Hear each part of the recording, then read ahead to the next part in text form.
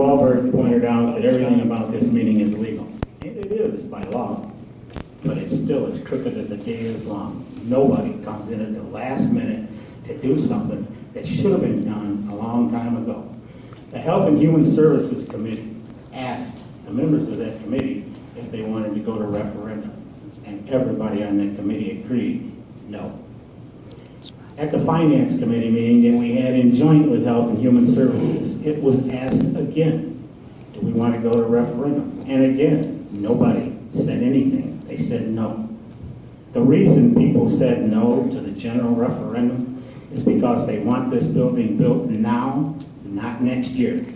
And if this goes to referendum, it will be next year if it gets built at all. Because right now, you're hearing that can rolling down the highway again. I don't care what these people say, that can is rolling. The only reason they're asking for a referendum is because they think that if they put it out there for the general public is going to vote no. Because when the general public sees it, they're going to see tax, not referendum. And anytime the people in Boone County see the word tax, that bill doesn't pass. That's right. Everybody in this room knows that.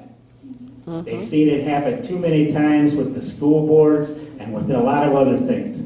So when Mr. Wahlberg gets up and starts giving you excuses why this is a necessary building and not just a want, it's standard political practice. Make excuses for what you want as long as you get it.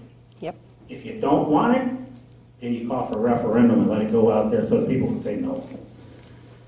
So whatever you people do, don't let this die, no matter what happens here, because these people aren't saving money, they're saving themselves. And what a lot of them don't realize is that there's some elections coming up, and some of these people aren't going to be here when it's over. You got that right. Yep. Yep.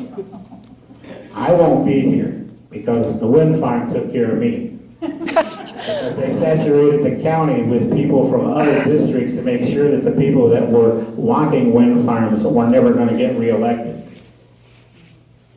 The same thing is going to happen with this.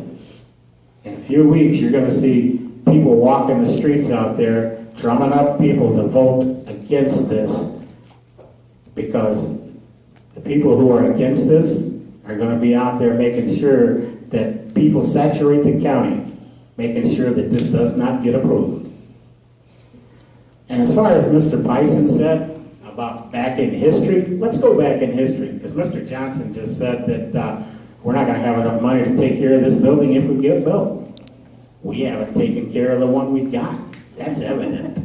That's right. Back in 2003, we paid $65,000 for a building that didn't qualify by state mandate for what we were going to use it for. But we went ahead and bought it anyway because somebody had money to spend. Yep. Since that time, there's been $134,000 spent on that building. Not a penny of it came from here. The county never spent one red dime on that building. It came from people like you. Donations and free money from the volunteers.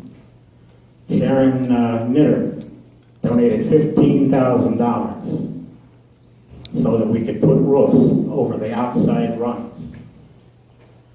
And then volunteers, including the people who work at that facility, put the roofs on. That's right. The county didn't hire anybody to go out there and do it.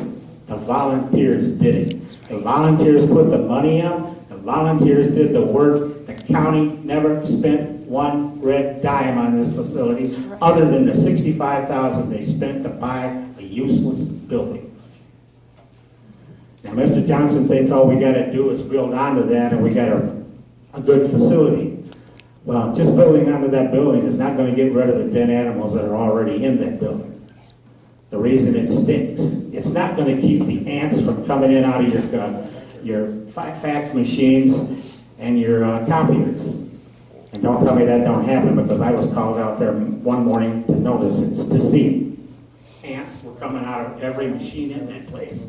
The girl that works out there didn't even know where to put her purse because ants were literally all over the joint.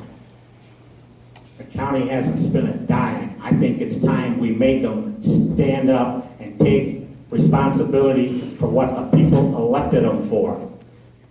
Put this building on Route 76, make it look like a respectable facility, and this $200,000 light that we're going to be compared to the modifying where it's at now will be made up within less than a year, because you're going to have people coming in there to spend money. Yep.